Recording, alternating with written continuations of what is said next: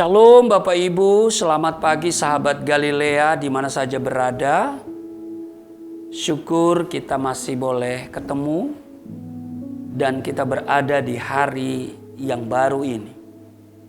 Tuhan baik, amin.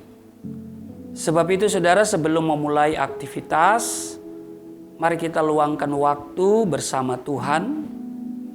Kita mau datang kepada Tuhan. Kita minta bimbingan Roh Kudus. Mari kita berdoa. Bapa Surgawi, Bapa di dalam nama Yesus Kristus, kami bersyukur kami ada di hari ini.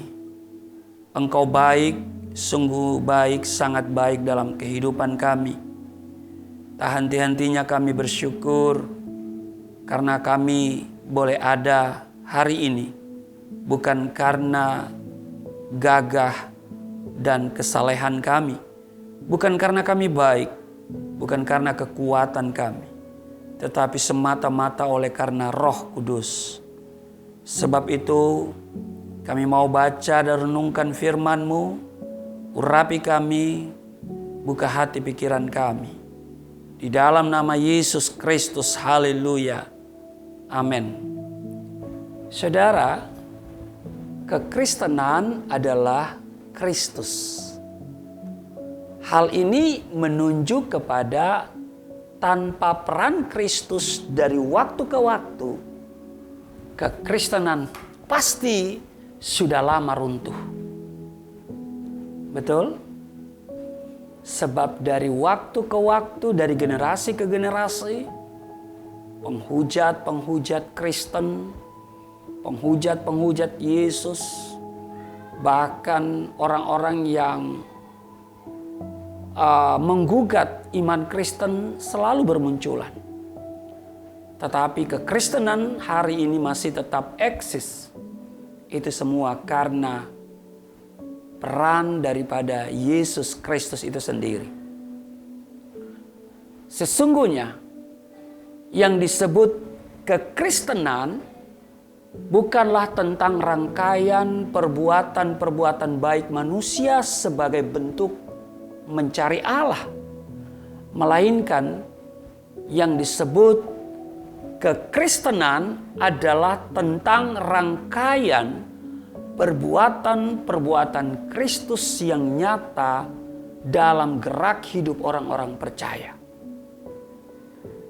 Kekristenan berseru bahwa yang dibutuhkan manusia tidak cukup berupa petunjuk, ajaran, peringatan, perintah, dan larangan, melainkan juru selamat itu sendiri, yakni Kristus Yesus. Itulah mengapa firman Allah perlu menjadi manusia. Yesus adalah firman Allah yang menjadi manusia. Kekristenan dimulai dari saat di mana orang-orang merasakan sangat terharu setelah mendengar khotbah Petrus. Kalau saudara baca di Kisah Rasul pasal 2 ayat 37 dan 38. Lalu Petrus menjawab keterharuan mereka itu dengan 3 pokok kekristenan, yaitu bertobat, dibaptis, dan menerima karunia berupa Roh Kudus. Nah saudara, saya akan bacakan bagi saudara Kisah Rasul pasalnya yang kedua pada ayat 37 dan 38. Ketika mereka mendengar hal itu, hati mereka sangat terharu. Lalu mereka bertanya kepada Petrus dan rasul-rasul yang lain, "Apakah yang harus kami perbuat, saudara-saudara?" Jawab Petrus kepada mereka, "Bertobatlah dan hendaklah kamu masing-masing memberi dirimu dibaptis dalam nama Yesus Kristus untuk pengampunan dosamu. Maka kamu akan menerima karunia Roh Kudus."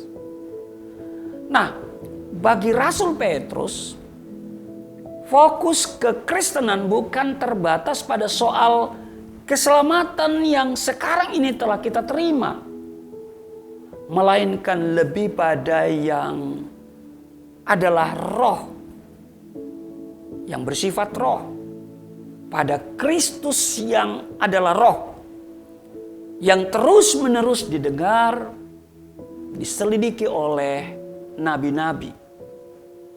1 Petrus pasal 1 ayat 10 dan 11.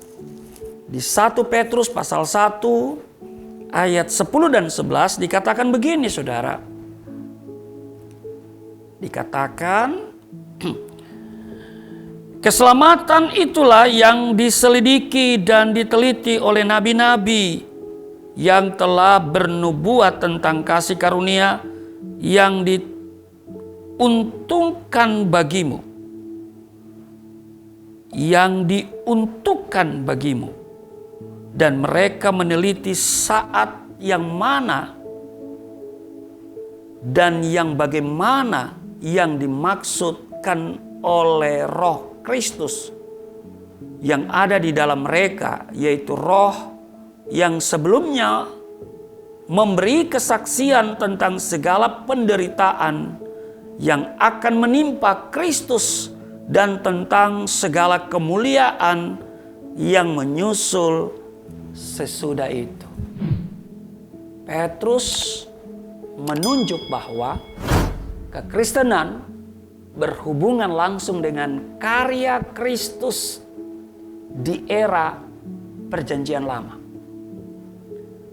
Paulus menggambarkan kekristenan adalah konteks orang-orang yang mengenakan Kristus. Itu kalau saudara baca di Galatia pasal 3 ayat 27. Maka sudah seharusnya kekristenan adalah gambaran Kristus itu sendiri. Rasul Paulus menekankan perihal memiliki pikiran Kristus. Kalau saudara baca di 1 Korintus pasal 2 ayat 16. Dengan memiliki pikiran Kristus, maka kekristenan menjadi tubuh yang hidup dan bergerak. Karena memahami berbagai-bagai karunia Allah. Ya, Paulus menyebut kekristenan seharusnya berperilaku sebagai tubuh Kristus. Saudara bisa lebih jelas membaca 1 Korintus 12 ayat 27 dan 28. Apa jadinya bila saya menjadi Kristen namun tidak berhasrat membangun hubungan pribadi dengan Kristus? Rasul Paulus menjelaskan tentang hidup yang dimiliki kekristenan. Tercatat dalam Roma pasal 8 ayat 9, kamu tidak hidup dalam daging, melainkan dalam roh. Jadi kekristenan bukan perihal aturan-aturan mencari Allah, melainkan perihal sukacita menyambut Allah. Kekristenan menjadi cara hidup yang menampilkan hubungan manusia secara unik dan pribadi dengan Allah. Maka itu kita harus menjadi garam, menjadi terang, menjadi berkat. Hari ini marilah kita menjadi garam, menjadi berkat, menjadi terang bagi orang-orang di sekitar kita. Amin. Terpujilah Kristus. Tuhan Yesus memberkati. Mari kita berdoa. Bapa, di dalam nama Yesus kami bersyukur karena kasih setiamu, anugerahmu menjadikan kami semua sebagai teman sekerjamu untuk menyatakan kasih yang luar biasa dari Engkau. Kami menjadi garam, menjadi terang, menjadi berkat dimanapun kami pergi dan berada dalam seluruh aktivitas. Berkati seluruh sahabat Galilea yang begitu setia mengikuti tayangan sahabat Galilea setiap hari. Kiranya Tuhan memberkati kami semua dan melindungi kami. Tuhan menyinari kami dengan wajah-Mu dan memberi kami semua kasih karunia. Kiranya Tuhan menghadapkan wajah-Mu kepada kami dan memberi kami damai sejahtera di sepanjang hari ini. Di dalam nama Tuhan Yesus. Haleluya. Amin.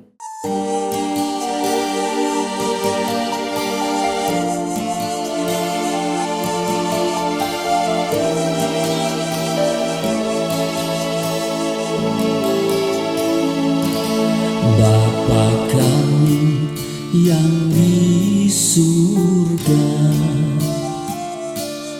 dimuliakanlah nama-Mu. Datanglah kerajaan, jadilah kehendak-Mu di bumi seperti di surga.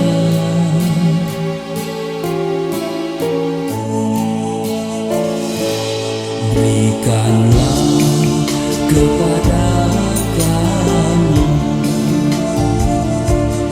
makanan yang secukupnya. Ampunilah dosa kami seperti kami